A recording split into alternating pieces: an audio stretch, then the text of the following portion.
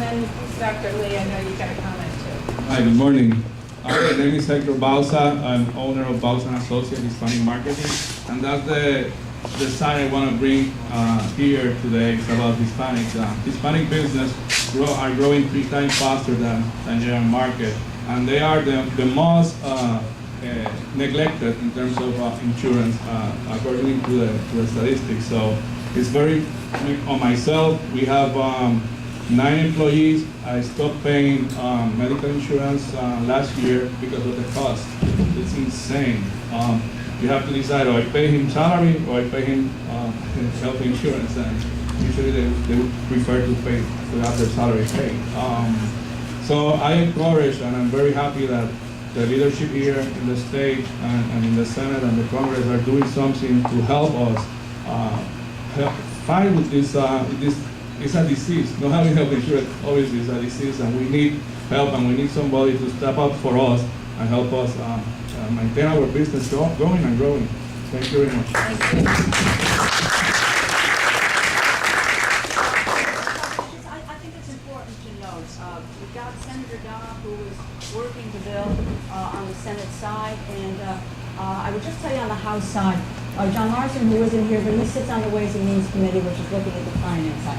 Joe Courtney, who is on Education and Labor. Chris Murphy, who is on the Energy and Commerce Committee. Those are the 3 committees that have major jurisdiction over this effort. I just wanted to mention that to you, to where the people in this state are poised. And I want to congratulate the State House for the substance bill. So I think it's important that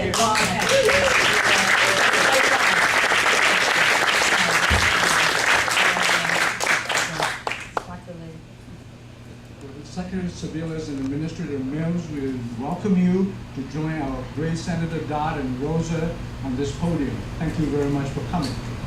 Every one of us here in this room was a patient, is a patient, or will be a patient.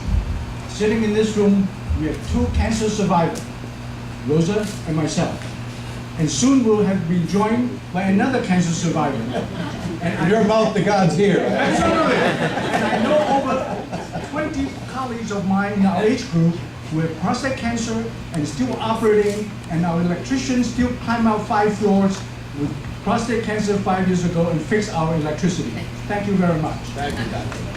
Well, Madam Secretary, may I make an observation and ask you a question to see if you can tap the low-hanging fruits, motherhood and apple pie, to create 4 hybrids that can save $200 billion a year or $2 trillion a year in 10 years to help pay for the uninsured and help the small businesses.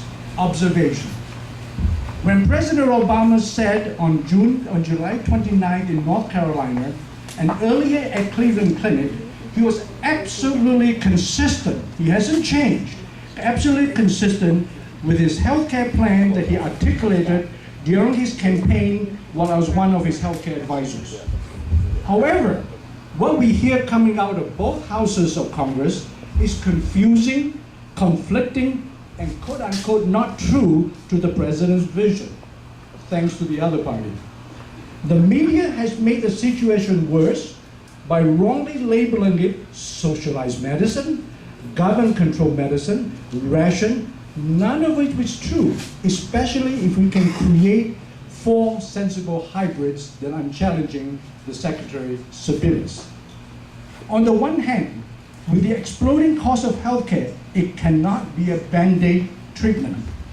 On the other hand, we cannot throw the baby out with the bathwater. It has to be a delicate balance, and who best than President Obama and Sebelius to guide it with the help of the senators. No reform or wrong reform can be equally disastrous. An analogy is that of a science fiction movie in which a meteor is going to hit the Earth. Doing nothing will allow the meteor to hit the Earth. A false move could blow up the Earth instead of the meteor. So maybe you can get to the question. Thank you. 4 hybrids.